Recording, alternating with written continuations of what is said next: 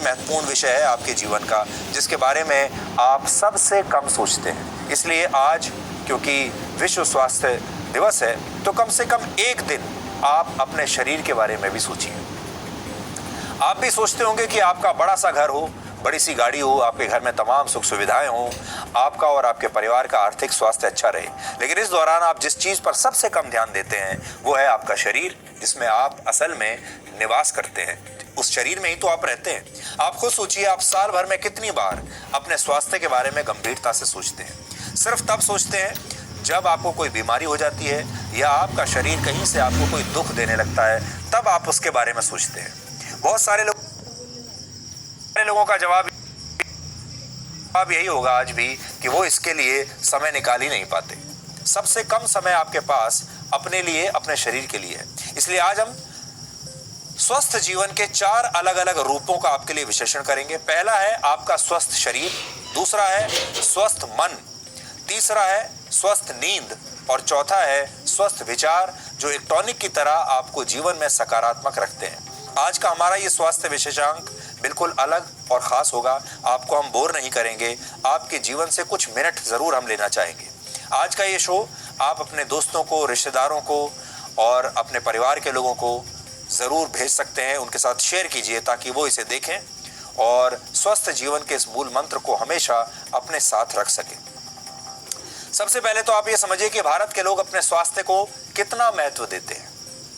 भारत में औसतन प्रति व्यक्ति अपने स्वास्थ्य पर सालाना सिर्फ 13,950 रुपए खर्च करता है, बल्कि जबकि अमेरिका में यही आंकड़ा 1,42,000 है, फ्रांस में 64,000 रुपए, ब्रिटेन में 72,000, कनाडा में 1,20,000 और चीन में भी हर व्यक्ति अपने स्वास्थ्य पर साल भर में 26,000 रुपए तो कम से कम जरूर खर्च करता है।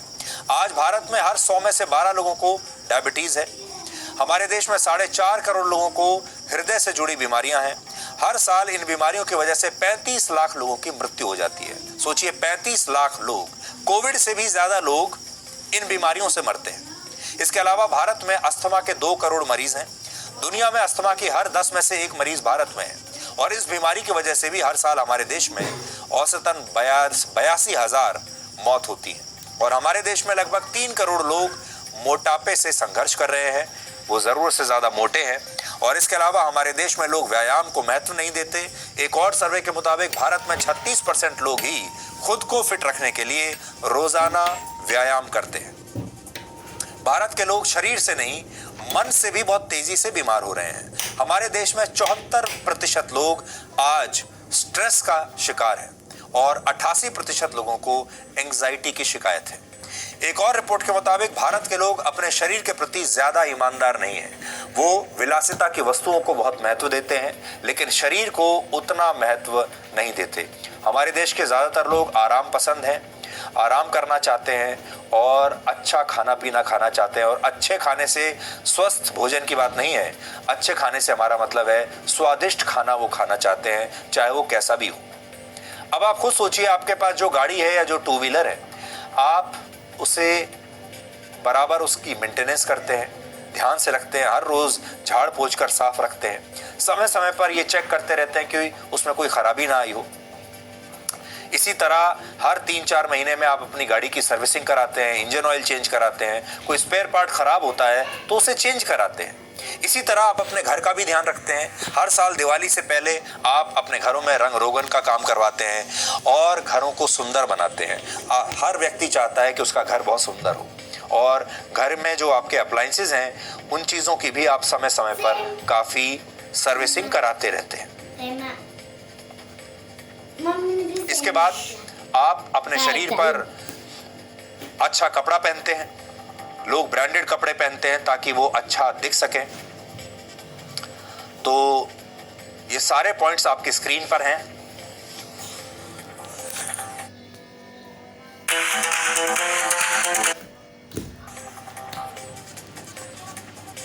घर साफ रखते हैं आप, शरीर पर अच्छे कपड़े पहनते हैं, अच्छी गाड़ी रखना चाहते हैं और अच्छे मकान में रहना चाहते हैं। लेकिन जिस तरह आप इन सारी चीजों पर ध्यान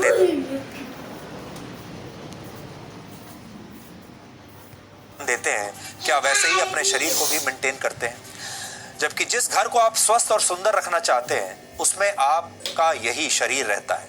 इसी तरह आपकी गाड़ी में आपका यही शरीर चलता है और जो ब्रांडेड महंगे कपड़े आप खरीदते हैं वो भी आप इसी शरीर पर पहनते हैं। तो मूल रूप से आपका पहला जो निवास स्थान है वो आपका घर नहीं, वो आपका मकान नहीं, बल्कि आपका शरीर है।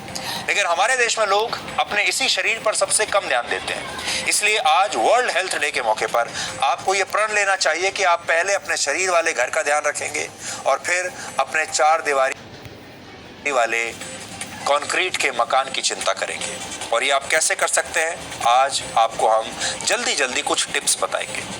पहली सलाह यह है कि आपको साल में एक बार अपने शरीर का चेकअप जरूर करवाना चाहिए। जैसे आप अपनी गाड़ी को चेकअप कराने के लिए भेजते हैं और निर्धारित समय पर जब आपके निर्धारित किलोमीटर पूरे हो जाते हैं तो उसकी सर्विसिंग कराते हैं, वैसे ही आपको निर्धारित समय पर अपने शरीर की सर्विसिंग करानी चाहिए। आप कितने स्वस्थ हैं ये 2 चीजों पर निर्भर करता है। पहला, आपका शरीर कितना फिट है और दूसरा, आपका मन यानी आपका मस्तिष्क कितना फिट है। मस्तिष्क आपके रिमोट कंट्रोल के जैसा है, लेकिन अगर ये रिमोट कंट्रोल ठीक से काम करना बंद कर दे तो इसमें कोई खराबी आ जाए तो आप इसका जो भी बटन दबाएंगे वो आपके शरीर को गलत कमांड देगा। इसलिए जैसे आप अपने घर में टीवी, एसी और दूसरी चीजों के रिमोट का ध्यान रखते हैं, ठीक उसी तरह आपको अपने शरीर के रिमोट कंट्रोल यानी अपने मस्तिष्क का भी ध्यान रखना चाहिए और ये तनाव मुक्त होना चाहिए। इसके लिए योग और मेडिटेशन की मदद ले सकते हैं और अगर आप हर रोज 25 मिनट तक व्यायाम करें तो आपका मन और मस्तिष्क पूरी तरह से फिट होगा। तीसरी सलाह यह है कि अपनी थाली को स्वस्थ रखें, पोषक तत्वों वाली बनाइए। अगर सोचिए आपकी गाड़ी पेट्रोल से चलती है तो आप उसमें पेट्रोल डलवाते हैं, डीजल से चलती है तो उसमें आप डीजल डलवाते हैं। लेकिन अगर आप अपनी गाड़ी में मिलावटी तेल डलवाने लगेंगे तो आपकी गाड़ी खराब हो जाएगी। इसी तरह आपका शरीर भी एक वाहन है और इस वाहन को ईंधन पौष्टिक खाने से मिलता है। अगर आप मिलावटी खाना इस वाहन में डालना शुरू कर देंगे तो आपका शरीर खराब हो जाएगा। WHO की एक रिपोर्ट कहती है कि हफ्ते में 3 बार ओट्स, ब्राउन राइस, जौ या स्प्राउट्स खाने से दिल की बीमारी का खतरा 22% कम हो जाता है। इसलिए आपको अपनी थाली पर बहुत ही ज्यादा ध्यान देने की आवश्यकता है। हाल ही में अमेरिका के डॉक्टरों ने भारत के लोगों की खाने की थाली को सबसे ज्यादा पौष्टिक माना है। इस थाली में दाल, चपाती, चावल, सब्जियां, दही, चटनी या फिर रायता होता है और इस हिसाब से हमारी थाली में कार्बोहाइड्रेट्स और प्रोटीन का अच्छा एक बैलेंस होता है जो आपको ऊर्जा भी देता है और आपके वजन को भी कंट्रोल में रखता है। इसके अलावा आप जो दाल खाते हैं उसमें एमिनो एसिड और प्रोटीन होते हैं जो मांसपेशियों को मजबूत रखते हैं। वैसे भारतीय परंपराओं और हिंदू धर्म में भी पौष्टिक खाने के महत्व को बहुत अच्छी तरीके से समझाया गया है। भगवत गीता में मनुष्य के 3 व्यवहारों का जिक्र है। ये है सात्विक, राजसिक और तामसिक।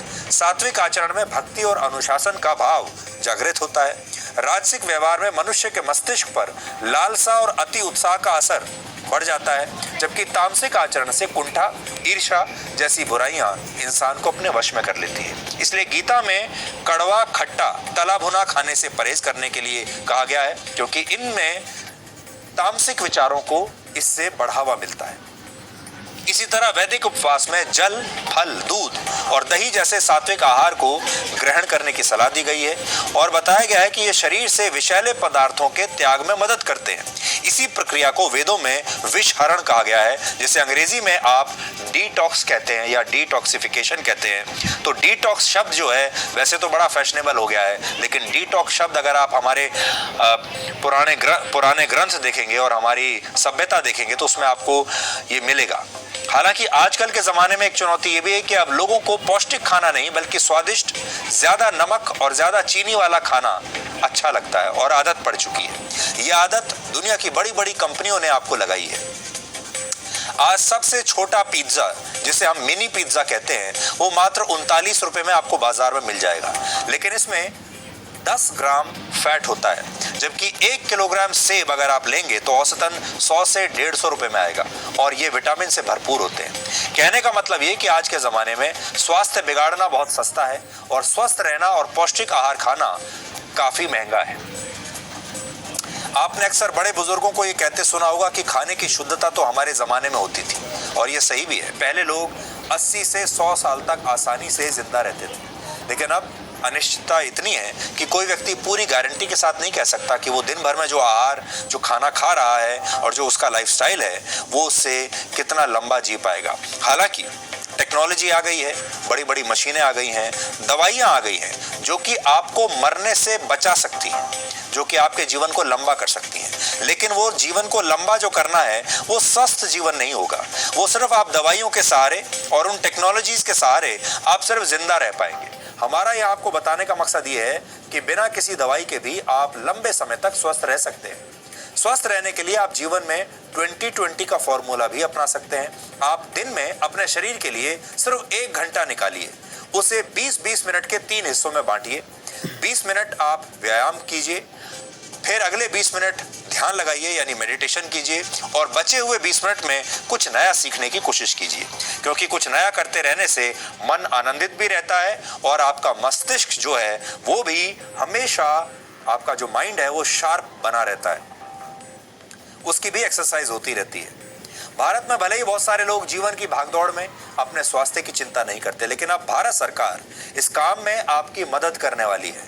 भारत सरकार हर आयु वर्ग के लोगों के लिए एक डाइट चार्ट तैयार कर रही है ताकि लोग इसका पालन करके खुद को स्वस्थ रख सके। यानी अब डाइट भी सरकार बताएगी। इस डाइट चार्ट को 3 अलग अलग आयु वर्ग में बांटा गया है।